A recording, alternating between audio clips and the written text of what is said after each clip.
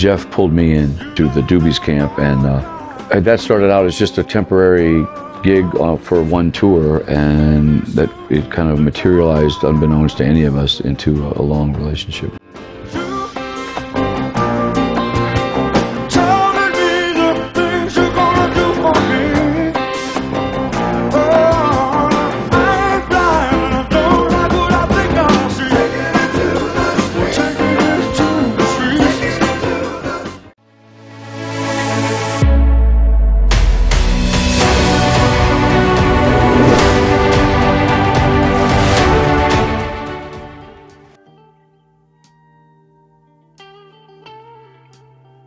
I started out, my first band, I think I was 12 years old. We played in our drummer's basement, and his poor mother was a saint, listening to us play the same 3 songs for hours. We started out playing around Ferguson, Missouri, was where I grew up. In fact, our very first paid gig, they actually paid us to stop. We played one set and they'd had enough. Our influences back then were pretty much the artists that were on the radio. Beatles, Kinks.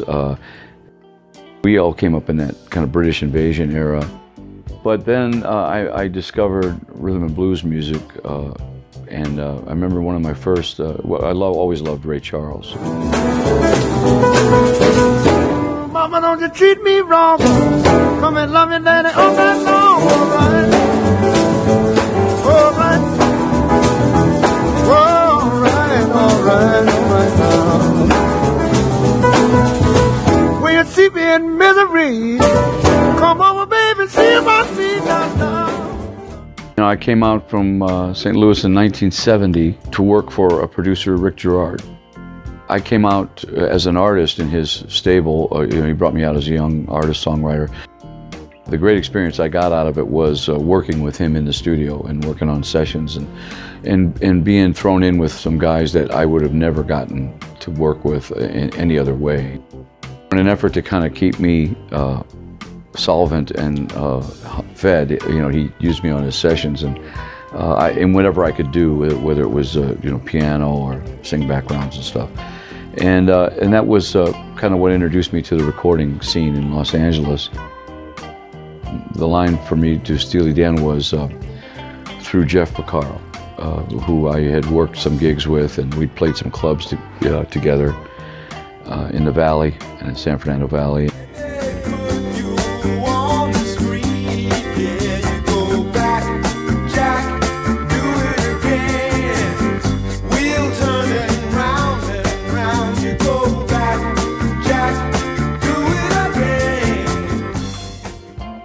I miraculously got the job, you know, and we toured with, he and I toured with Steely Dan for the better part of the next year all around the world.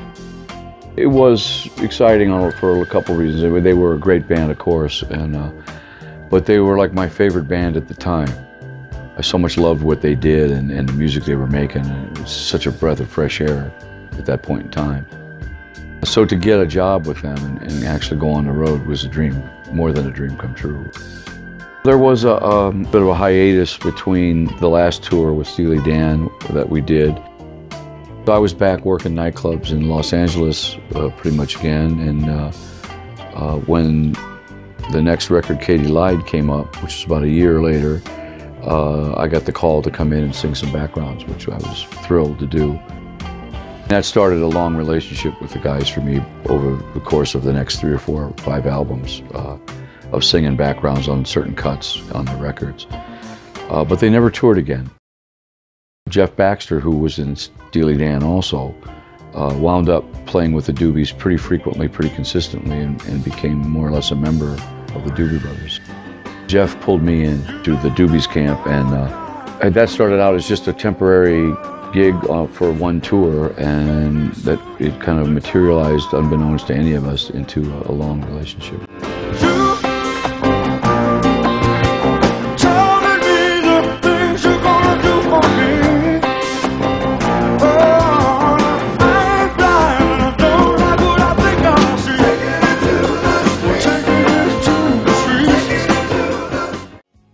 We toured over those next few years extensively all around the world, and became real fast friends, real good friends. We're still friends to this day.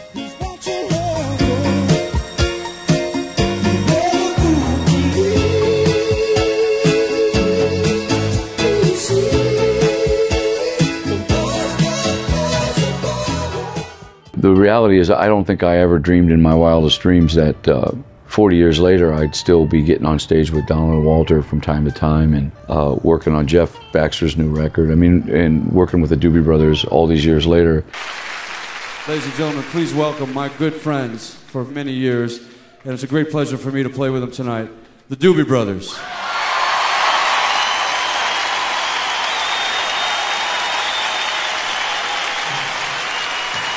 We love you more than you'll ever know, Mike.